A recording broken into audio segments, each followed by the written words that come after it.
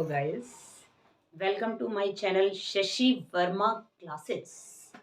जैसा कि आपको पता है बच्चों, फिफ्थ सेमेस्टर सोल के पेपर चल रहे हैं, लेकिन अभी हिस्ट्री का पेपर हुआ नहीं है बच्चों। और उसके लिए हमें क्या करना है, कुछ प्रिपरेशन करनी है। और जो प्रिपरेशन मैं करवा रही हूँ वो मेरे इम्पोर्टेंट क्वेश्चंस हैं जो 100% आपके पेपर में आ रहे हैं। और आप लोग स्टार्ट हो जाइए, धीरे धीरे इन क्वेश्चंस को रिवाइज करिए बार बार, और फिर देखिए रिजल्ट। ये सारे के सारे क्वेश्चंस आपको टेलीग्राम पर पीडीएफ में मिलेंगे। हाँ बेटा, स्टार्ट करते हैं। फर्स्ट क्वेश्चन है, जैसा कि आप लोगों को पता है, इंपॉर्टेंट क्वेश्चंस है। इसमें भारतीय उपमहाद्वीप में लोक कथाएं लोक गीतों की परंपरा का संक्षिप्त परिचय दीजिए। या ये क्वेश्चन ऐसे भी आ सकता है कि लोकगीत और लोक कथा का वर्णन कीजिए। लोक होते क्या हैं?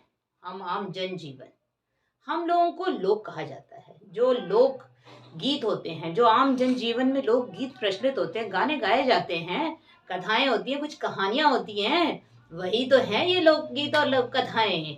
और इनको हम क्वेश्चन के माध्यम से समझ रहे हैं। उपमहाद्वीप यानी भारत में जो पहले से चली आ रही हैं कहानियां, गीत, उन सब का पूरा विस्तृत वर्णन इस क्वेश्चन में आपसे पूछा गया है। और ये घुमा के कई तरीके से आएगा, लेकिन आंसर हमारा लोक कथा लोक गीत होते ही यही आंसर आने वाला है, जो मैं आज आपको समझाने वाली हूँ। इसमें हमने देखा लोक कथाएं आज नहीं प्रचलित थी, बहुत प्राचीन काल से प्रचलित हैं। ऋग्वेद, जैसे कि हमने वैदिक काल में देखा था कि जो हमारे वेद लिखे गए थे वो किसी न किसी कथा पर प्रचलित हैं। कोई गीत है उसमें, कोई स्तुति है, जो हम आज भी उच्चारण कर रहे हैं और आज से पहले भी कर रहे थे। उन सब को हमने लोकगीत लोक कथा के माध्यम से वर्णित किया है। सबसे पहला इसमें पॉइंट बनेगा वेदों में लोक कथाएं। अब मैं जैसे बेटा, वेदों में लोक गीत और लोक कथाएं, वेद हम कौन से मानते हैं? जब हमारा वैदिक काल था, वैदिक काल, वैदिक जो वेदों का काल था, जो सबसे पहले हमारे यहाँ काल आया, उसमें वैदिक काल माना गया। उस समय हिंदू धर्म बहुत ज्यादा प्रचलित था। 4 वेद लिखे गए थे, सभी बच्चों को पता होंगे वेद। हाँ, पहला वेद कौन सा है? ऋग्वेद। ऋग्वेद में हमने इतने सारी चीजों का वर्णन देखा है जो प्राचीन कथाओं पर ही है। जो हम पूजा पाठ करते हैं, वो सारे के सारे तो ऋग्वेद से लिए हुए हैं। तो हम ये कैसे नहीं जान सकते कि लोक कथा है कि लोक गीत है ये? जब हमने ऋग्वेद में जो भी स्तुतियां की, वो आज भी उच्चारण कर रहे हैं, पहले भी कर रहे थे, तो इससे क्लियर हो जाता है कि ये कोई ना कोई लोक गीत या लोक कथा है। इसी में हमने 4 वेद पढ़े हैं। पहला ऋग्वेद, सामवेद, यजुर्वेद, अथर्ववेद। अथर्ववेद में थोड़ा हमारे जो प्राचीन ऋषि मुनि थे, उन्होंने अंधविश्वास, रीति रिवाज, जादू टोने, ये सब पता नहीं क्या क्या लिख डाला। ये सारे लेकिन क्या होते थे? किसी अनुष्ठान के द्वारा होते थे। हम एक हवन करते हैं, उसमें बलि देते हैं, ये करते हैं, वो करते हैं, ये सारे तरीके थे हमें अलग अलग अंधविश्वासों में झोंकने के। इन सब को हमने किसी ना किसी उत्सव, अनुष्ठान, इन सब में बांट लिया। इसमें वो पूरा का पूरा अथर्ववेद हमें बताता है कि शादी के समय कौन से गीत गाए गए, मृत्यु पर कौन सा गाया गया। हम भजन गाते हैं अक्सर मृत्यु पर, और जब बच्चा पैदा होता है, शिशु आया है, तो सब उत्सव मनाते हैं, मजे लेते हैं, खाते हैं, पीते हैं, गीत गाते हैं। तो उसी समय जो गीत गाए जाते थे वो भी लोक गीत होते थे। जैसा कि आप सबको पता है कि कजरी, कजरी क्या है? एक लोकगीत है जो हम सभी हिंदी में पढ़ते आए हैं। कौन सी कक्षा में पढ़ा है बच्चों? छठी कक्षा में पढ़ा है कि नहीं? हाँ, लोकगीत चैप्टर में हमने पढ़ा है कजरी। कजरी एक लोकगीत है। अब हम कोई जो आजकल ये तुम नए नए गाने चला रहे हो, वो क्या है? वो अलग अलग लोकगीतों से ही तो संबंधित है, कोई कथा से संबंधित है। रामायण महाभारत, पता नहीं हमने क्या क्या कहानियां जोड़ जोड़ के उनके नए नए रूप दे दिए हैं। और उन्हीं में से एक है वेदों की लोक कथाएं। दूसरा है उपनिषद और जातक कथाएं। अब मैं सेकंड पॉइंट लिखती हूं, उपनिषद। उपनिषद और जातक कथाएं। जातक कथा हम किसको कहते हैं, पता है बेटा? जातक कथाएं उपनिषद, पुराण, हमारे जो उपनिषद हैं, वेद हैं, ऐसे ही जातक कथाएं हैं। उपनिषदों में हमने कुछ ऐसे उनका वर्णन सुना है, जैसे यम की कहानी थी एक, यम देवता की उत्पत्ति उन्होंने कैसे हमारे यहाँ वो करा। ऐसे ही याज्ञवल्क्य नाम का एक व्यक्ति था, उसने अपनी पत्नी के साथ क्या किया, वाद विवाद कर डाला धर्म पर। कालिदास ने अपनी पत्नी के साथ जैसे कर लिया था, ऐसे ही इन्होंने वाद विवाद किया, तुम सही हो मैं गलत हूँ, धर्म पर ऐसे बातें चलती रही। और ये सारी उपनिषदों में लोक कथाएं हैं। जातक कथाएं हम कहते हैं सारी बुद्ध के जीवन से अधिकतर, कि जब हमारे महात्मा बुद्ध भगवान जब बौद्ध धर्म को अपनाने वाले, जो हमें बौद्ध धर्म का रास्ता दिखा रहे थे महात्मा बुद्ध, उन्होंने जातक कथाओं के बारे में हमें बहुत कुछ पता चला उनकी, जो वो किस पूर्व जन्म में पहले क्या थे, किस तरह से उनकी उत्पत्ति हुई, क्या उनके पूर्व जन्म की कहानी है, उन्हें कैसे ज्ञान मिला, कैसे निर्वाण मिला, और कैसे उन्होंने इस जगत को सत्य अहिंसा का पाठ दिया। ये सारा जातक कथाओं में मिलता है। इतना क्लियर है बच्चों सारा? Very good. हाँ बेटा, थर्ड पॉइंट इसका है महाकाव्य। महाकाव्य, महाकाव्य हमारे दो हैं, जो जैसे रामायण हो गया, महाभारत हो गया। काव्य हमने जो गीत गाते हैं, चौपाई छंद आप सभी गाते हैं, रामायण में गाते हैं कि नहीं? तो ऐसे ही जो ये दंत कथाएं हैं और लोक कथाएं हैं, ये इन दोनों महाकाव्यों से संबंधित है, पौराणिक है, प्राचीन काल से ही चली आ रही हैं। वेद व्यास हो गए, हमारे वाल्मीकि हो गए, तुलसीदास, इन सब ने बहुत सारे हमारे जो महाकाव्य हैं उनको लिखा, सभी जानते हैं ये बच्चे। ये किससे संबंधित है? कोई सूर्यवंशी है, कोई कुरु पांड्य, इन सब वंशों का हमारा मिला जुला जो है रूप, वो है पौराणिक कथाएं। पौराणिक हो गई यानी प्राचीन समय से जो हम देखते आ रहे हैं। कुरुक्षेत्र की भूमि कैसे याद की जाती है? महाभारत के युद्ध से, है ना? तो ऐसे ही हम ये मानते हैं कि जो पौराणिक कथाएं हैं वो हमारे महाकाव्य रामायण और महाभारत का हिस्सा रही है। वेद व्यास ने और वाल्मीकि ने ये ऐसे ही नहीं लिख दी, बहुत सारी कहानियों को उठाया और उसे पूरा संकलित कर दिया। ऐसे ही पहले के समय में संस्कृत बहुत फेमस थी। उस समय जो संस्कृत में साहित्य लिखे गए बच्चों, वो आज भी हम पढ़ रहे हैं कि नहीं? संस्कृत पढ़ी है बच्चों? उसमें ही हमने एक बंगाल के नारायण दत्त नाम का व्यक्ति था। कौन था? नारायण दत्त। इन्होंने क्या करा कि नारायण दत्त जी ने हमें एक पुस्तक लिख के दी, उसका नाम था हितोपदेशक। इसमें उन्होंने राजा के परिवार से संबंधित कहानी लिखी है सारी। जो राजा होते हैं, उनके पुत्र होते हैं, राजा को तो शासन करना आ चुका है, लेकिन जो उनका पुत्र है अभी उसने शासन करना सीखा नहीं। उसके लिए जो ज्ञान की जरूरत थी उस बच्चे को, तो उन्होंने उन पुत्रों के लिए नैतिक और मतलब मॉरल क्या होना चाहिए एक राजा का, वो कर्तव्य सिखाए। उन्हें राजनीति की शिक्षा दी कि कैसे एक राजा को के अंदर ये पूरी कमांड होनी चाहिए कि वो पूरी प्रजा को सुख संपत्ति दे सके, और वही राजा श्रेष्ठ होता है जो अपनी प्रजा को ज्यादा से ज्यादा सुख साधन देता है। तो उस हितोपदेश जो उनकी कृति थी, उसमें राजा के परिवार के जो पुत्र थे उनके लिए ज्ञान है। इस कहानी में पूरे के पूरे राजा के पुत्रों को अच्छी तरह से अनुशासन, नैतिकता और देश चलाने के तरीके बताए हैं।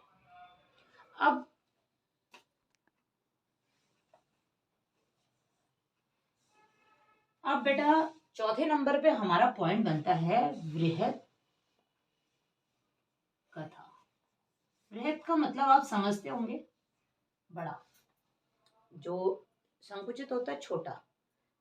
एक किताब है, पतली सी है, छोटी सी है, एक बड़ी सारी है, सारी कहानियां उसमें भरी हुई है हमारी, तो हम उसको कहेंगे वृहत कथा। ठीक है? वृहत कथा जो है, उस समय होता क्या था कि लोक कथा और नीति कथा कुछ ऐसी प्रचलित थी जिनको मिलाकर बहुत सारी वृहत कथाएं बनाई थी। जैसे पंचतंत्र आपने सुनी होगी विष्णु शर्मा की, उसमें बहुत सारी कहानियां हैं। तो ऐसे ही वृहत कथा जो होती थी उनमें बहुत सारी लोक कथा और नीति कथा शामिल होती थी। लेकिन अफ़सोस की बात है कि अभी हमारे समय हमारे पास ये है नहीं। बस 3 ही हैं, वो भी संस्कृत के अनुवाद हैं। हमारी अपनी हिंदी की जो है वो नहीं है और संस्कृत वालों ने अपनी इधर-उधर से बटोर ली है और उन्होंने ढूँढ ली वो और वृहत कथा जो है उनमें से संस्कृत वाली हमारे पास है। तो जो 3 राइटर्स हैं, एक बुद्ध स्वामी है, दूसरा शिवेंद्र है, तीसरा जो राइटर है हमारा, उन तीनों की मिलाकर जो कथाएँ हैं, वही आज तक हमारे पास हैं। तो जो बुद्ध स्वामी हैं, उन्होंने क्या लिखी? श्लोक संग्रह। पहली पुस्तक जो मिली हमें वो है इनकी किनकी बताइए बच्चों? बुद्ध स्वामी की। हमें मिली है श्लोक संग्रह और दूसरी मिली है हमें शेमेंद्र जी की मंजरी। मंजरी जानते हो ना? फूल के ऊपर मंजरी आ गई है, तुलसी के पौधे के ऊपर मंजरियां बहुत सारी मंडरा रही हैं, मतलब मंजरियां लगी हुई हैं। और इसी तरह हमारा जो सोमदत्त जी हैं, सोमदेव यानी सोम सोमवार जी, उनकी एक कथा है कथा सरितम सागर। 3 राइटर हो गए बेटा, एक हो गया बुद्ध स्वामी, दूसरा शिवेंद्र, तीसरा सोमदेव। तीनों की ही वृहत कथा में मिली हुई है, लेकिन सोमदेव जी की जो कथा है वृहत कथा, उनका नाम है कथा सरितम सागर, जो सबसे बड़ी है और सबसे महत्वपूर्ण भी है। आप जाएंगे लाइब्रेरी में पढ़ सकते हैं उसको, आपको मिलेगी वहां पर, संस्कृत की लाइब्रेरी होगी, उसमें आपको वो सारी किताबें मिलेंगी। जो बच्चे संस्कृत में इंटरेस्टेड है वो प्लीज जाके पढ़ के देखें उस पूरी कथा, वृहत कथा में है क्या, हम भी तो देखें कौन कौन सी लोक कथाएं हैं उसमें। चलो अब नेक्स्ट पॉइंट है, 5वां पॉइंट बच्चों है बेताल पंच विषाक्ति। यानी बेताल तो समझते हो, विक्रम बेताल याद होगा सबको, विक्रम विक्रम बेताल बेताल, तो इससे ही संबंधित है यह कहानी। ये श्यामल दास द्वारा लिखी गई थी और श्यामल दास ने हमारी लोक कथाओं को कंबाइन कर दिया था। बेताल पंच विषाक्ति में बहुत सारी लोक कथाओं को मिला दिया था। विक्रमादित्य राजा जो थे वो बहुत न्यायप्रिय राजा थे। जब वो बेताल उनके कंधे पे लटकता था विक्रमादित्य के, तो उनसे क्वेश्चन करने के लिए कहता था कि तू क्वेश्चन का जवाब देगा और मैं चला जाऊंगा। ये सबने बचपन में देखी है बेताल पच्चीसी। तो उस समय की कहानी जो होती थी, श्यामल दास ने भी वो बेताल की जो कहानी थी विक्रमादित्य से जोड़कर लोक कथा बना दी और उसमें बहुत सारी विक्रमादित्य से संबंधित कहानियों को जो लोक में प्रचलित थी, आम जनता में प्रचलित थी, वो सारी की सारी एक साथ संग्रह कर दी।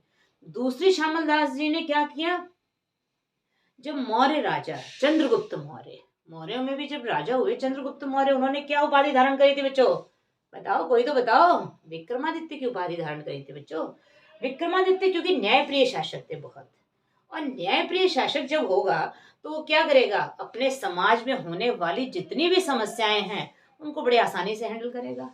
तो ये लोक कथा थी। एक व्यक्ति है, जैसे वो राजा के पास जाता है, कोई समस्या रखता है, उस समस्या को राजा मिनटों में सॉल्व कर देता है। तो यही लोक कथा थी। उस समय हमने बहुत सारी कथाएं पढ़ी हैं, हमने देखी भी बहुत है लोक कथाएं।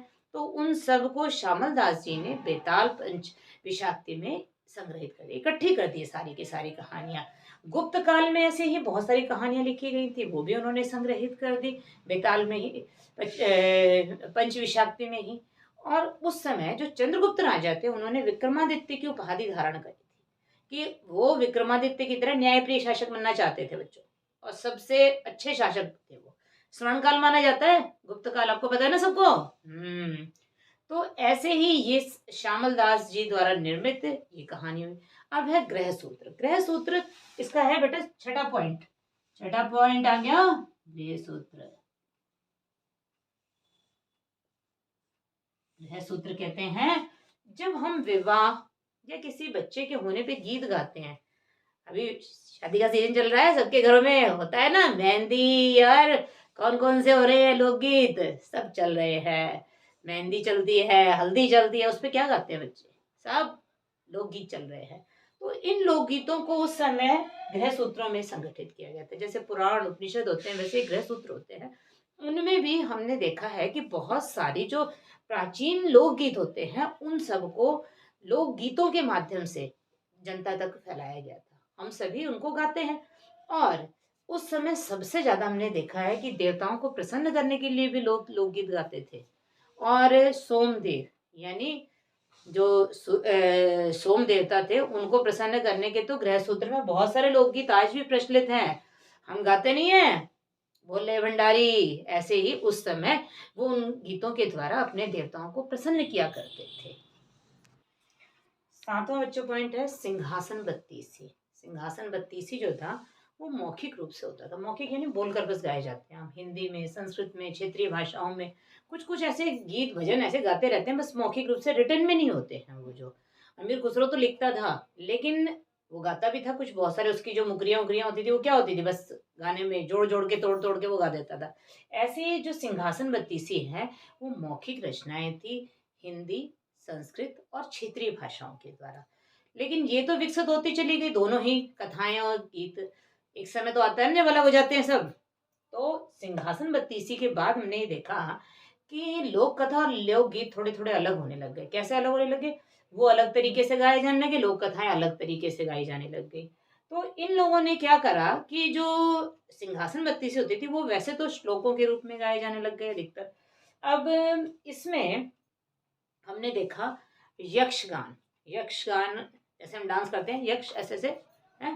तो यक्षगान जो था वो एक श्लोक था। उसमें राजा दुष्यंत के पुत्र भरत पर श्लोक गाए गए थे, उनकी प्रशंसा में गाए थे। यक्षगान हम खुश होकर करते हैं, वैसे ही जब यक्षगान गाए गए तो वो राजा दुष्यंत के पुत्र भरत की प्रशंसा में यानी उसकी बड़ाई में गाए गए। प्रशंसात्मक विधियां बनाई गई। कुछ प्रशंसात्मक विधियां में होती हैं कि जो राजा होता है वो क्या करता है, अपने पास रख देता है चारण भाट या अलग अलग जाति के लोग होते थे, पहले राजा के साथ जाते थे युद्ध में बच्चों, और वो युद्ध का वर्णन तो करते ही करते थे, साथ में वो राजा की बड़ाई करते थे। उसने इतने लोग मार दिए, उसने इतने लोग मारे, तो राजा उनको आश्रय दे देता था, अपने घर में रख लेता था। अपने घर में क्या, अपने महल में रख लेता था, उनकी पूरा संरक्षण करता था, उन्हें खाना पीना सब मुफ्त में मिलता था, बस बड़ाई करते थे वो इसलिए। चारण भाटों ने क्या करा कि राजा की प्रशंसा में प्रशंसात्मक विधियां करी, गीत गाए, और वो सारे मौखिक होते थे बच्चों। उनको हमने देखा है कि किसी भी जगह लिखा नहीं जाता था, बहुत कम लोग लिखते थे। और ऐसे ऋग्वेद में ऋचाएं जो थी, ऋचाओं की उत्पत्ति हुई, वो श्लोक होते थे, और श्लोकों को सिंहासन बत्तीसी के रूप में संगठित किया गया है। बेटा आठवां पॉइंट है वीर गाथाएं। वीर तो समझती हो आप लोग, जो हम वीर पुरुष होते हैं उन या स्त्रियां होती हैं, जैसे झांसी की रानी हमारी वीर स्त्री है, तो उनकी गाथाएं हो गई। या फिर किसी भी वीर पुरुष की कहानियां जो होती थी वो वीर गाथाओं में इकट्ठी की गई थी, लोकगीत के रूप में इकट्ठी की गई थी। अब इसमें हमने देखा है कि प्राचीन काल में बहुत सारे साहित्यिक नाटक, ये सारे के सारे किसी न किसी कथा या गीत का ही रूप में लिखे जाते थे। अब जब लिखे जाएंगे तो वो गाए भी जाएंगे। और गाने की परंपरा उस समय सबसे ज्यादा देखी गई जब कालिदास ने अपनी एक रचना रघुवंशम, रघुवंशम जो संस्कृत में उन्होंने लिखी थी, रघुवंश, विज्ञान शाकुंतलम, ये सब इनकी रचनाएं हैं कालिदास की। तो उनकी रचनाएं जो रघुवंश थी, उसमें उन्होंने बड़ी ही रघु की कार्यों का गीतों के रूप में वर्णन किया। रघु एक व्यक्ति था जो क्या कर रहा था, ईख की खेती हो रही थी, गन्ने जो होते हैं उनकी खेती हो रही थी। ईख की छाया में बैठ के, वो एक बड़ा से ईख का पेड़ था, उसकी छाया में रघु और बहुत सारी कुंवारी और जो लड़कियां थी वो सारी बैठी हुई थी, और धान की खेती हो रही थी, चावल जो होती है उसकी खेती हो रही थी। वहां पर ईख के नीचे बैठे हुए थे, और रघु अपनी कुछ बातें बता रहा था, और उसने क्या करे, उसके कार्यों का सारा वर्णन कर दिया रघुवंशम में। रघु के नाम पर रघुवंशम उन्होंने एक कृति तैयार कर दी, उसमें उनकी वीर गाथाएं करी, जो उन्होंने अपने समाज में अपने देश की रक्षा के लिए जो जो काम करने थे, रघु की वो सारी की सारी जो कथाएं थी वो लोकगीत के रूप में उसमें लिख डाली। ऐसे जब हम किसी वीर पुरुष की गाथाएं लिखते हैं कि उस वीर पुरुष ने ये काम किया, बढ़ चढ़कर युद्ध में भाग लिया, तो उनका भी कथाओं के द्वारा और गीतों के द्वारा वर्णन किया गया है। अब मॉडर्न जमाना आ गया, थोड़ा सा ब्रिटिश शासन आ गया। ब्रिटिश शासन के समय एक सर विलियम जॉन्स नाम के व्यक्ति थे, उन्होंने एक संस्था बनाई। संस्था का नाम क्या रखा गया, royal Asiatic society of India. उसमें सोसाइटी जो थी वो पूरी की पूरी बंगाल के सभी जो राइटर्स थे वो भी शामिल थे, ऑल इंडिया के पूरे राइटर शामिल किए गए। जो अंग्रेज था वो था सर विलियम जॉन्स। 1784 की बात है, कलकत्ता में इस संस्था की स्थापना की। और इस संस्था का क्या उद्देश्य था, जितनी भी कथाएं, पौराणिक कथाएं थी और जितने भी हमारे साहित्य थे प्राचीन, उन सब के अनुवाद या उन कथाओं और गीतों का एक जगह इकट्ठा कर दिया उन्होंने, सारे इकट्ठा करके। और उसमें से जो खास खास चीजें थी, जो बहुत ही पौराणिक थी, उनको उन्होंने अलग कर लिया। और इसके बाद ये सारी अनुवाद कर करके छपने लग गई, प्रकाशित होने लग गई। किसके नाम से? सर विलियम जॉन्स ने अपनी किताबें अलग से, जो पौराणिक कथाएं थी, उनको इकट्ठा करके प्रकाशन करना शुरू कर दिया, संपादन करते थे वो सबका। और राष्ट्रीय आंदोलन के समय इन गीतों को गाया भी गया बेटा। जो पहले प्राचीन गीत चल रहे थे ना, उनको हमारे देश को जागरूक करने के लिए, कि हमारे देश में ऐसे ऐसे वीर पैदा हुए हैं, पृथ्वीराज जैसे वीर पैदा हुए हैं, तो उनको की गाथाओं को हमारी जनता के बीच में इतना गाया गया कि वो बढ़ चढ़कर राष्ट्रीय आंदोलन में भाग लेने लग गए। अब इतना बच्चों सबको क्लियर है कि लोक कथा क्या होती है, लोक गीत क्या होते हैं। कथा कोई भी पौराणिक गाथा या कहानी है बेटा, उसी को हम श्लोक, गीत, गाने के रूप में जब लिख देते हैं तो वो हो जाती है लोकगीत। इतना ये क्वेश्चन बेटा आज पूरा कंप्लीट हो गया है। मेरे हिसाब से आप सबको समझ आ गया होगा। इसकी पीडीएफ आपको कहाँ मिलेगी? टेलीग्राम चैनल पर। बच्चों, सेकंड क्वेश्चन है हमारा, भारत में विभिन्न धर्मों में तीर्थ और तीर्थ यात्रा का वर्णन कीजिए। हमारे देश में बहुत सारे धर्म है, पता ही आपको, हिंदू, मुस्लिम, सिख, ईसाई, बहुत सारे धर्म है। इन सब में कोई ना कोई ऐसा तीर्थ स्थान फेमस है हर धर्म का, जिसकी सभी लोग चाहत रखते हैं कि जीवन में एक बार वो होकर आए वहां पर। हमारे यहाँ हमने देखा है कि बहुत सारे धर्मों के लोग जो रहते हैं, वो कहते हैं हमें अपने पापों से मुक्ति कहाँ मिलेगी? जाके तीर्थ स्थान पर। है, दादी कहती है पोते से कि एक बार जीवन में मुझे करा दे तीर्थ यात्रा, बद्रीनाथ, केदारनाथ, रामेश्वरम। ऐसे ही होता है ना बच्चों।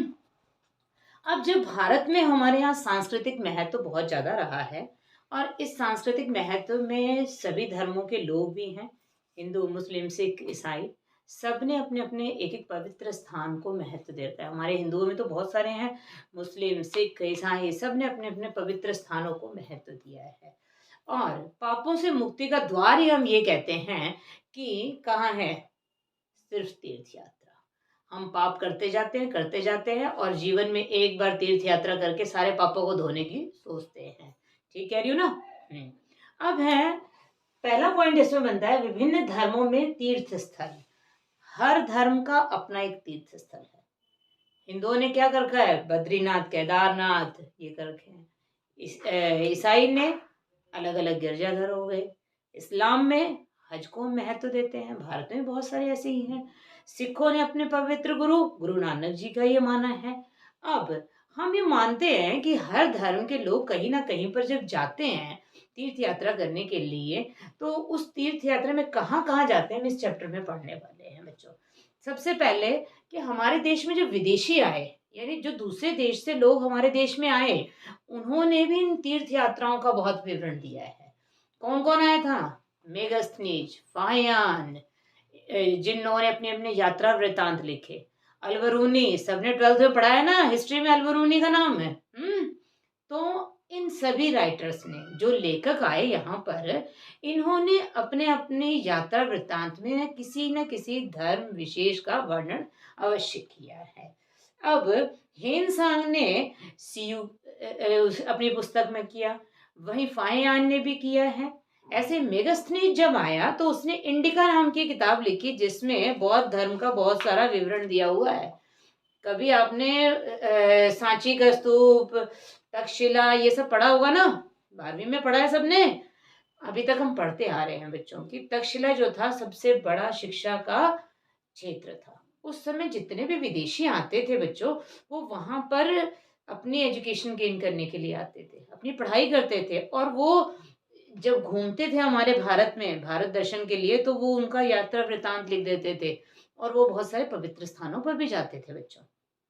अब इसमें हमने ये देखा है, हिंदू धर्म में तीर्थ यात्रा, मेरी तो दादी कहती थी, मुझे एक बार यात्रा करा दे रामेश्वरम की और मुझे मुक्ति मिल जाएगी। काशी की यात्रा करा दो, पाप मुक्त हो जाएंगे।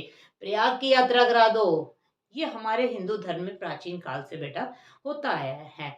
आज हम शौकिया भी जाने लग गए हैं कि चलो भाई घूम के आते हैं थोड़े दिन, इलाहाबाद प्रयाग सब घूम घाम के फिर पवित्र यात्राओं के दर्शन कराते हैं। ऐसे ही जब हिंदू धर्म में यात्रा का वर्णन किया गया है तो वेदों के समय से भी किया गया है कि जितने हमारे वेद हैं उनमें किसी न किसी यात्रा का विवरण देकर हमें बताया गया है। ऋग्वेद में हमारी पवित्र नदियां जो हैं, वेद जो हैं उनमें ऋग्वेद में हमारी पवित्र नदियों का विवरण दिया गया है। जैसे कौन कौन सी? गंगा, यमुना, सरस्वती। ये सारी नदियों में जब स्नान करते थे तो हम क्या करते थे? अपने आप को पवित्र मान लेते। बेटा जब हम नदी में स्नान करते थे तो क्या मानते थे? पवित्र हो गए। पूर्णिमा, अमावस, संक्रांति, इन सब पे हम स्नान क्यों करने जाते हैं पवित्र नदियों में? इसलिए जाते हैं ताकि हम अपने पापों से मुक्त हो जाएं। हमने जो पाप किए वो सारे हमारे गंगा में धुल जाएंगे। गंगा को पवित्र कर देंगे और हम अपने पापों को धो लेंगे। ठीक है, ऐसे ही होता है। अब कौटिल्य जो थे, जानते हैं चाणक्य जिसका नाम था, उसने कौन सी पुस्तक लिखी है? अर्थशास्त्र। अर्थशास्त्र में उन्होंने एक ब्रह्म पुराण का वर्णन किया है। उसमें देव, असुर, ऋषि और मनुष्य, इन तीर्थों का वर्णन किया है कि ये तीर्थ जो हैं ये इन सब से संबंधित हैं। देव तीर्थ कौन कौन से होंगे? हमारे त्रिदेव हैं, ब्रह्मा, विष्णु, महेश, तीनों देव हैं। जहां ये प्रकट हुए वही हमारा तीर्थ स्थान बन गया। बद्रीनाथ, द्वारका, पुष्कर, केदारनाथ, ये सारे जहां जहां ये प्रकट होते गए वो पवित्र स्थान बनते चले गए। दूसरा है असुर। बिहार में बेटा एक गया नाम की जगह है जहां पर एक गयासुर नाम का जो राक्षस था, उस राक्षस को विष्णु भगवान ने मारा था और इस कारण उस स्थान को असुर के वध के लिए पवित्र माना गया है। अब गयासुर मर गया, गयासुर के मरने से उस गया नामक स्थान को पवित्र स्थान के रूप में जाना जाने लगा। ऋषि कौन से हैं? जो हमारे तपस्वी, पहले योगी होते थे, बहुत घोर तपस्या करते थे।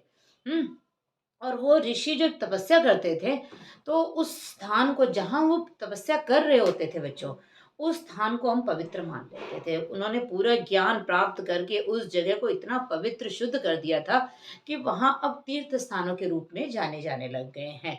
अब जैसे बद्रीनाथ जो तीर्थ स्थान है, वहाँ पर व्यास नामक एक गुफा है जहाँ पर व्यास ऋषि ने तपस्या की थी, इसलिए वो पवित्र स्थान है। ऐसे ही ऋषि भारद्वाज का नाम सबने सुना है।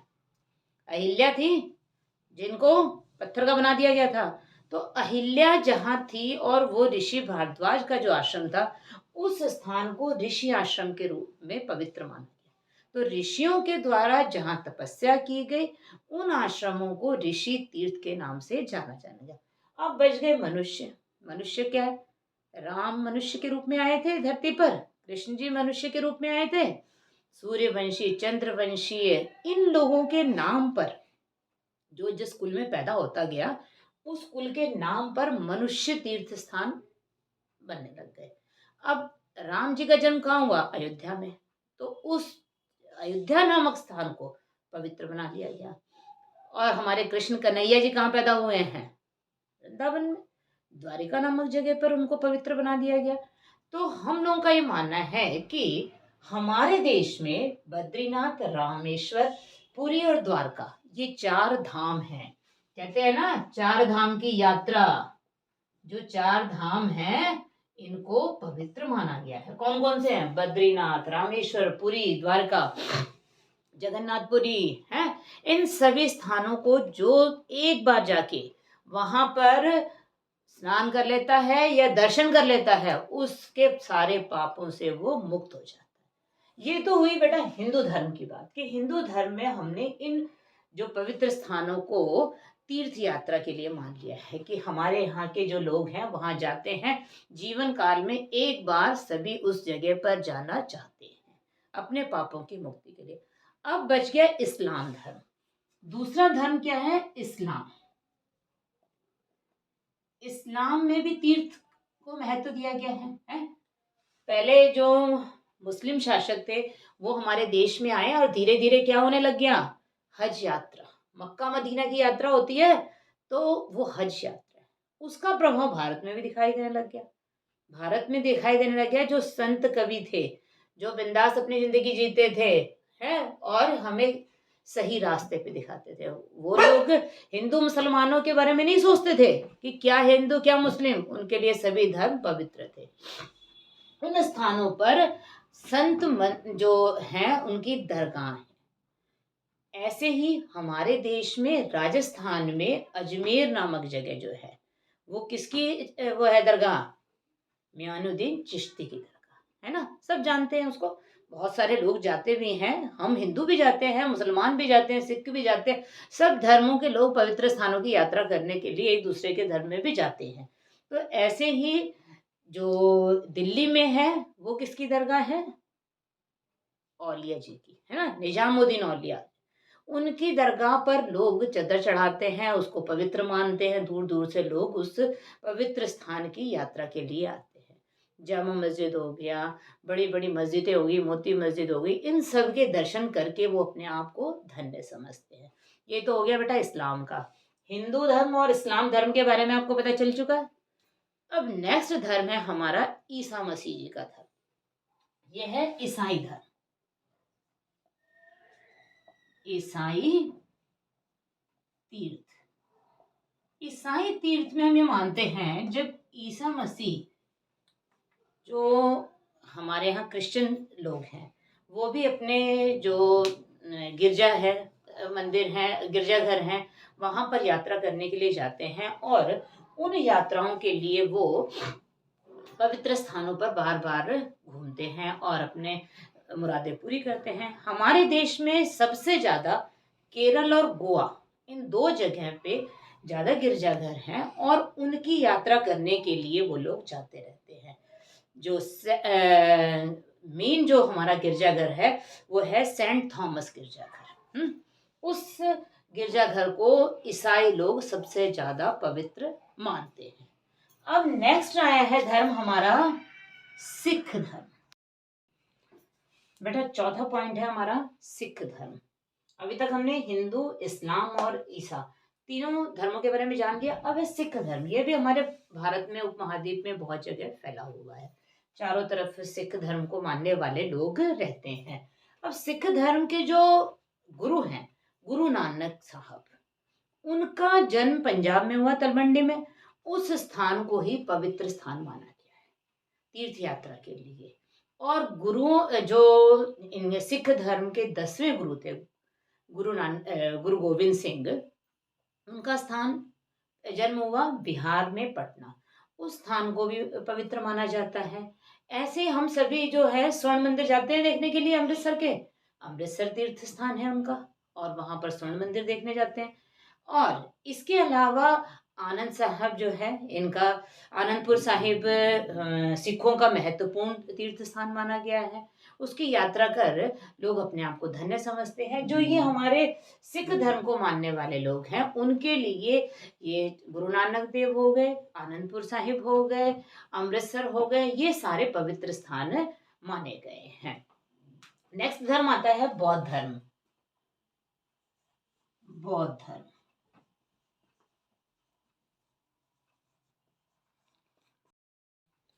बेटा बौद्ध धर्म जो है वो भी तीर्थ स्थान यात्रियों का एक विशेष स्थान रहा है।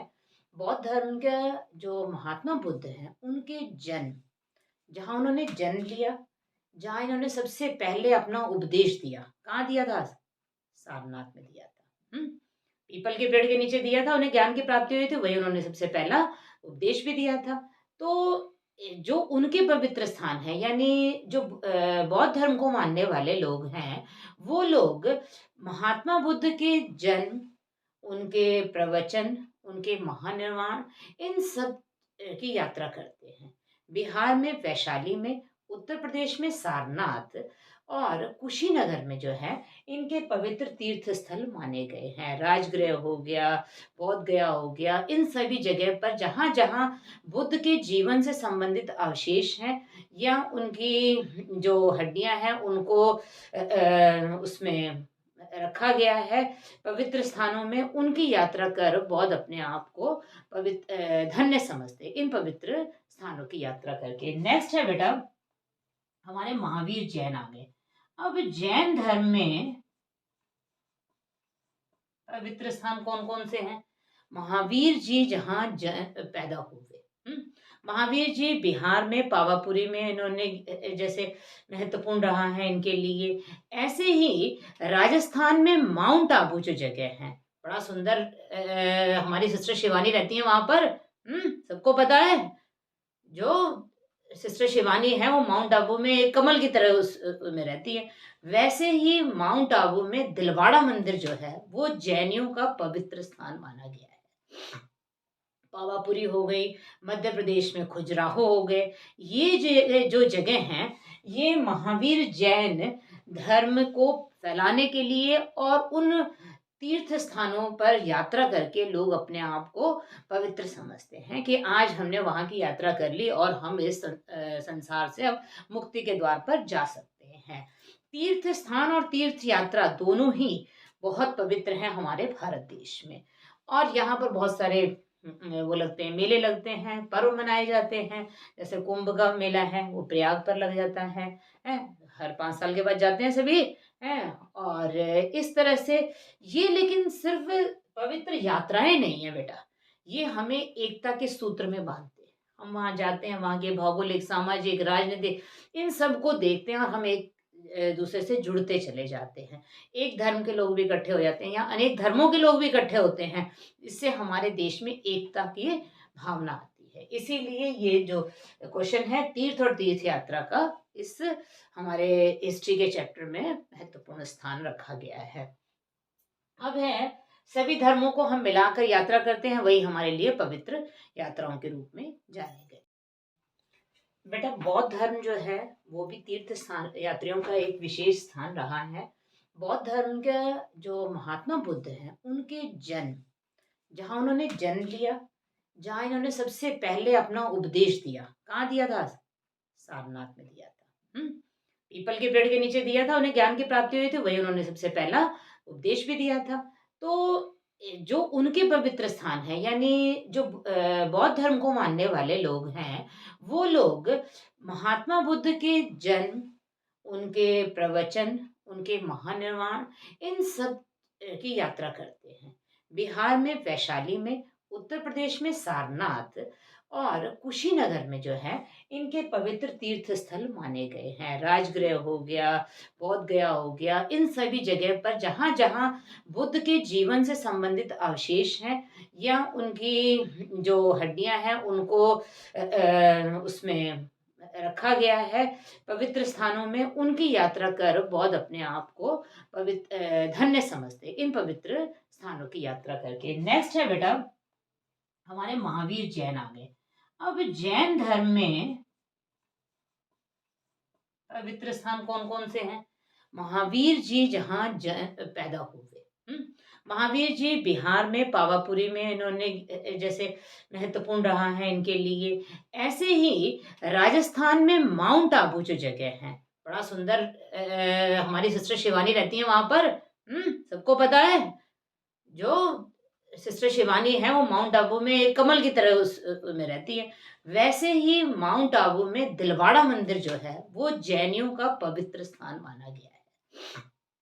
पावापुरी हो गई, मध्य प्रदेश में खजुराहो हो गए, ये जो जगह हैं ये महावीर जैन धर्म को फैलाने के लिए और उन तीर्थ स्थानों पर यात्रा करके लोग अपने आप को पवित्र समझते हैं कि आज हमने वहां की यात्रा कर ली और हम इस संसार से अब मुक्ति के द्वार पर जा सकते हैं।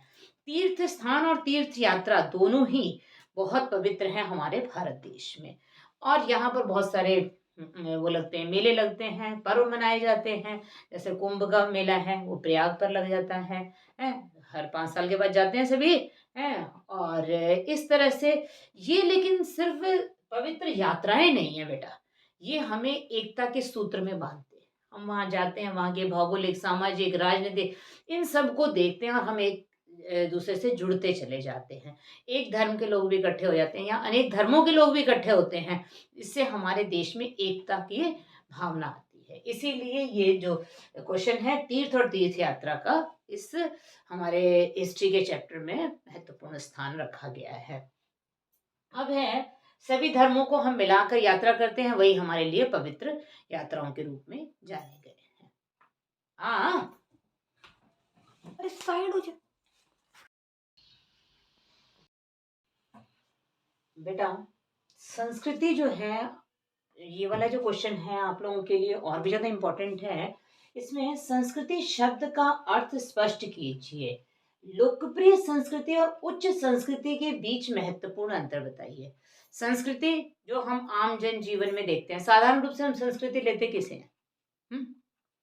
आपने क्या पहना है, क्या खाया है, ये आम जनजीवन की, इसने ये किया, उसने वो किया, इस बच्चे ने ये किया। हम लोग पूरा भारत जो देश है वो क्या है? विविधताओं का देश है। यहाँ बहुत सारे खान-पान, रहन-सहन ये सब वाले लोग रहते हैं। तो इसमें क्या है कि हम लोग सामान्य अर्थ में अगर हम किसी से पूछते हैं संस्कृति किसे कहा जाएगा? तो वो यही कहेगा कि वेशभूषा हो गई, खान-पान हो गया, रीति-रिवाज हो गए, इसी को हम संस्कृति का नाम दे देते हैं। वास्तव में होता तो यही है, लेकिन इसको और डिस्क्राइब करने के लिए है कि लोक संस्कृति और उच्च संस्कृति जो है वो क्या है, इसको एक्सप्लेन कराया जा रहा है। तो सबसे पहले हम बताते हैं कि जो संस्कृति है उसमें आचार, विचार, खान-पान, वेशभूषा, रहन-सहन ये सब आता है। भारत एक बहुत विशाल देश है, विविधता वाला देश है। यहाँ हर धर्म, संस्कृति, खान-पान इसके लोग रहते हैं। ये हमने संस्कृति के पर्याय के रूप में ले लिया। लेकिन यदि हम ये कहेंगे कल्चर, इंग्लिश में हम इसको क्या कहते हैं? कल्चर। जो कल्चर शब्द है, अंग्रेजी भाषा का जो कल्चर शब्द है, उसका हिंदी रूपांतरण हम संस्कृति मानते हैं। ठीक है? कल्चर इंग्लिश में कहेंगे और वही हिंदी में हम उसको संस्कृति का नाम दे देंगे। ये भी 2 प्रकार की मानी गई है। पहले तो हम संस्कृति वास्तव में एक परिष्कृत कार्य है। अच्छी तरह से सोच विचार कर जब हम कोई काम करते हैं। जब दक्षिण भारत के लोग अपने खान-पान में इडली डोसा खाते हैं, वहीं उत्तर भारत के लोग क्या खाते हैं? मक्की की रोटी खाते हैं, सरसों का साग खाते हैं, गेहूँ की रोटी खाते हैं। तो ये हमारे डिफरेंस हैं, है ना? ये हमारी संस्कृतियाँ हैं, लेकिन हमने तो एक मिला रखा है, हम उत्तर और दक्षिण सब एक हैं। तो ये हमारी संस्कृतियों की पहचान है। जब हम अच्छी तरह से सोच समझकर जब कोई कार्य करते हैं, उसको संस्कृति का अर्थ माना जाता है। परिष्कृत कार्य, शुद्ध कार्य बिल्कुल, जो हमने अपना लिया है अपने उसमें। इसको 2 मीनिंग में लेंगे हम। संस्कृति हुई संकुचित संस्कृति और विस्तृत। संकुचित का अर्थ होता है थोड़ा, ऐसे एक चीज है वो सुकड़ी हुई है, इतनी है बस। विस्तृत फैल गई है। ठीक है? एक छेद है इतना सा, उसमें से प्रकाश आ रहा है, यानी रोशनी आ रही है, वो थोड़ी सी आ रही है, संकुचित। जब वो छेद बड़ा हो गया तो विस्तृत हो गई, उसमें से प्रकाश ज्यादा मात्रा में आने लग गया। तो ऐसे ही जो संकुचित है वो एक जीवन शैली है। हम खा रहे हैं, मक्की की रोटी खा रहे हैं, चाहे हम इडली डोसा खा रहे हैं, वो एक संस्कृति के रूप में माना गया है। उदाहरण के तौर पे बेटा आपको मैं समझा रही हूँ ये कि संकुचित में एक जीवन शैली है, विस्तृत में हम उसका सामाजिक भी महत्व लेंगे। ये तो सिर्फ हो गई बेटा जीवन शैली। ठीक है? जीवन शैली कि एक अच्छा जीवन जीने के लिए हमने एक शैली अपना ली है, खान-पान ये। इसमें हमने क्या किया है? सामाजिक भी अपनाया उसका रूप, सांस्कृतिक भी अपनाया, राजनीतिक भी अपनाया। मतलब हमने इसमें सारी चीजें विस्तृत में अपना ली, इसमें सिर्फ एक जीवन शैली के रूप में उसको हमने वर्णन किया है। यानी एक व्यक्ति है, उसकी जीवन शैली साधारण है, वो संकुचित है। जब उसने अलग अलग जगह की रीति रिवाज, खान पान, रहन सहन, आचार विचार सबको अपना लिया तो वो विस्तृत हो गया। अब ये तो तुम्हारा इंट्रोडक्शन था एक संस्कृति के बारे में। अब संस्कृति शब्द का अर्थ स्पष्ट कीजिए। पहला ही अर्थ ये है कि संस्कृति अंग्रेजी के कल्चर शब्द का हिंदी रूपांतरण है, जिसका अर्थ है परिष्कृत कार्य, साफ सुथरा कार्य, शुद्ध कार्य। अब हमने इसमें औपचारिक और अनौपचारिक दो रूप ले लिए। औपचारिक में बेटा क्या माना गया? हमारी वेशभूषा, ठीक है। अनौपचारिक में मॉल हो गया, मेट्रो हो गया, ये सब हो गई हमारी संस्कृति। आचार विचार ये सब हो गई हमारी औपचारिक के अंतर्गत। उदाहरण के लिए हम ये देखते हैं कि एक व्यक्ति है, वो नॉर्मल खाना खाता है, नॉर्मल कपड़े पहनता है, वो एक जीवन शैली को जी रहा है। एक व्यक्ति है, वो कभी तो गुजराती साड़ी पहनती है एक औरत, कभी वो राजस्थानी पहनती है वेशभूषा, कभी वो तमिल की पहनती है, कभी असम की पहनती है, खान पान भी ऐसी बदलती रहती है। तो ये हो गया विस्तृत रूप, ठीक है। अनौपचारिक रूप हो गया उसका। औपचारिक था एक जगह के आचार विचार को अपना लेना, वो हमारी संस्कृति है। अनौपचारिक में उदाहरण के तौर पर हम दिल्ली को मेट्रो सिटी के रूप में जानते हैं। यहाँ पर क्या है? मेट्रो संस्कृति है। और मॉल सिटी, एक मॉल है बड़ा सारा, उसमें हमने बहुत सारी चीजें देखने को मिलते हैं। वहां पर पंजाब का सामान भी देखते हैं, और किसका देखते हैं? गुजरात का भी देखते हैं, दिल्ली का भी देखते हैं, सब कुछ मिक्स कर दिया है ना। वो संस्कृति जो हमारी होगी अनौपचारिक संस्कृति मानी जाएगी। बच्चों, जो संस्कृति है, संस्कृति को दो पार्ट में बांटा गया है। एक लोकप्रिय संस्कृति, दूसरी है उच्च संस्कृति। लोक, ऐसा कि नाम से ही पता चल रहा है, लोक मतलब आम जनता, है ना। लोक साधारण लोग के बीच में। जो ये वाली संस्कृति है लोक प्रिय संस्कृति, वो साधारण जनता में प्रसिद्ध होती है। आम जनता के द्वारा उसका उपयोग किया जा रहा होता है, और उसको ही आम जनता अपने व्यवहार में लाती है। आचार विचार, खान पान, वेशभूषा, ये आम जनता के द्वारा फेमस होती है, जो नॉर्मल लोगों से हटकर नहीं, बल्कि नॉर्मल लोगों के द्वारा ही इसका पालन किया जाता है।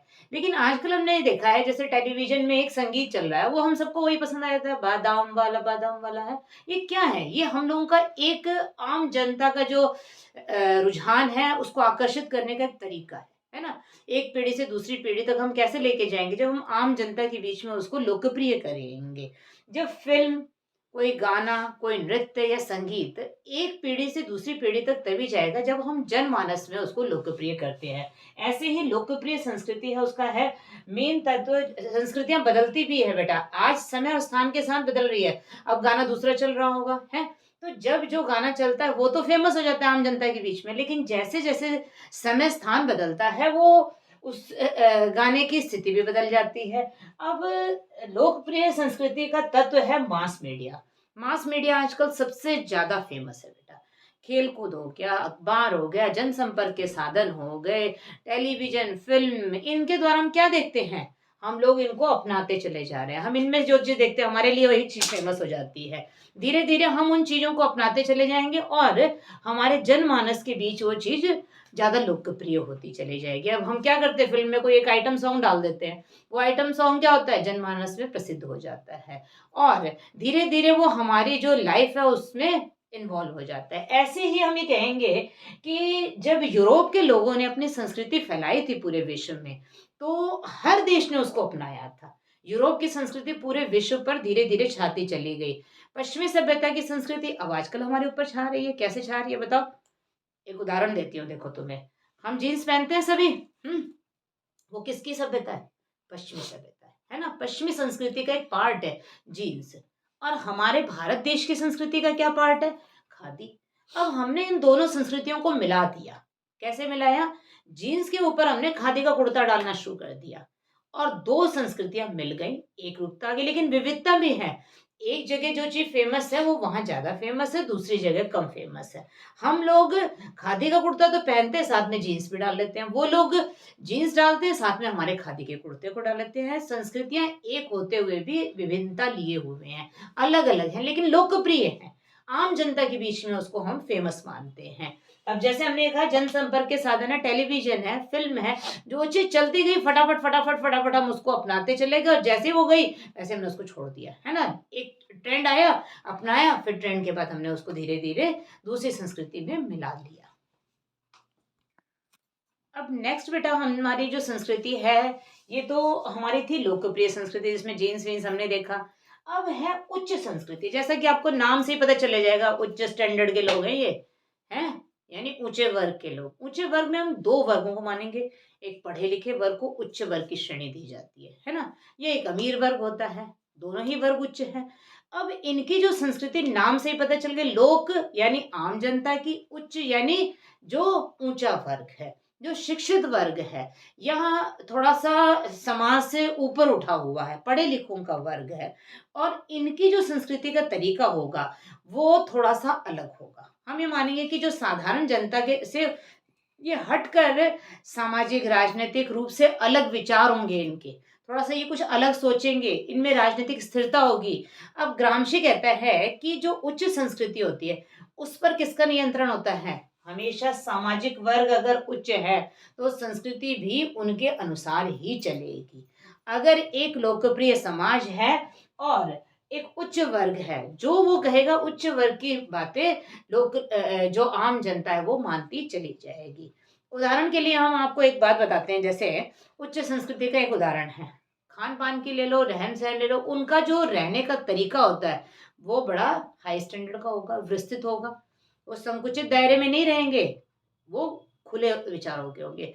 उनके लिए जैसे नॉर्मल ले लेते हैं हम क्या कहते हैं, उच्च वर्ग के लोग होते हैं, पार्टी शार्टी में जा रहे हैं और क्या कर रहे हैं, थोड़ा सा मदिरा का पान कर लेते हैं, है? उनके लिए वो कोई बड़ी बात नहीं है, फैशन है। वही जब हम निर्धन व्यक्ति या निम्न वर्ग को देखते हैं, वो अगर शराब पी लेता है या मदिरा का पान कर लेता है बच्चा, कोई भी व्यक्ति, तो वो क्या होता है, उसको हम हीन दृष्टि से देखते चले जाते हैं, वो हमारे समाज से हट जाता है, हम उसको अच्छा नहीं मानते हैं। जबकि उच्च स्टैंडर्ड में क्या है, उच्च वर्ग में उसको हमने पूरी आजादी दे रखी है, वो हमारी ट्रेंड में है, फैशन में है, हमारे लिए कोई बड़ी बात नहीं है। इतना समझ आ गया बच्चों। अब बेटा शास्त्रीय संस्कृति और उच्च संस्कृति एक ही है। शास्त्रीय हम किसको मानेंगे, जब कोई डांस है, क्लासिकल डांस है, उसमें हम पूरी महारत हासिल कर लेते हैं, उसका पूरा कोर्स कर लेते हैं। ऐसे नहीं थोड़ा बहुत हाथ पैर मार लिया हमने उसको डांस कह दिया, नहीं, उसमें हर एक तरीके से पढ़ाई भी होगी, एक्शन भी होगा, वो उच्च स्तर पर वो काम किया जाएगा, उसको हम कहेंगे शास्त्रीय संगीत। वो उच्च संस्कृति और शास्त्रीय संगीत इसीलिए जुड़ा हुआ है क्योंकि उसको करने के लिए हमने अथक प्रयास किया, उच्च रूप से, यानी हमने काफी प्रयास करने के बाद उसको हासिल किया। क्लासिकल डांस एक तरह से। और ऐसे ही हम ये कहेंगे कि जब कोई चित्रकला है, हम सभी बना लेते हैं, ड्राइंग में झंडा तो हम बहुत अच्छा बना लेते हैं, लेकिन जब कोई महत्वपूर्ण मूर्तियां, कोई चित्रकला में महारत हासिल कर लेता है, ड्राइंग का मास्टर बन जाता है, उसको सारी ड्राइंग के तरीके आते हैं, गोल वाला कैसे बनाना है, इसमें कैसे बनाना है, वो जब हासिल कर लेता है तो उसको हम कहेंगे उच्च संस्कृति। ये सार्वभौमिक होनी चाहिए, लेकिन ये व्यक्तिपरक है। कैसे व्यक्तिपरक है, एक व्यक्ति एक काम में तो फील्ड में एक्सपर्ट होगा, वो उच्च संस्कृति का उदाहरण माना गया है। संस्कृतियां एक पीढ़ी से दूसरी पीढ़ी में स्थानांतरित होती हैं, जाती हैं इधर से उधर। बच्चों ये अब वीडियो यहीं खत्म की जाती है। उम्मीद है आपको ये सारे क्वेश्चन सही से समझ आ गए होंगे। अगर आपके कोई डाउट्स हैं या आपके कोई सजेशन है तो आप कमेंट बॉक्स में जाकर मैसेज कर सकते हैं या टेलीग्राम पर जाकर क्वेश्चंस पूछ सकते हैं। ये सारे के सारे आपको नोट्स मेरे टेलीग्राम चैनल पर अवेलेबल हैं। इसका लिंक मैंने नीचे डिस्क्रिप्शन बॉक्स में दे रखा है और जल्द ही इसका सेकंड पार्ट आपको मिलने वाला है।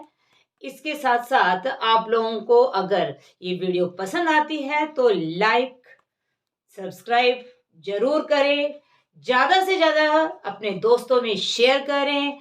Thank you. Okay bye.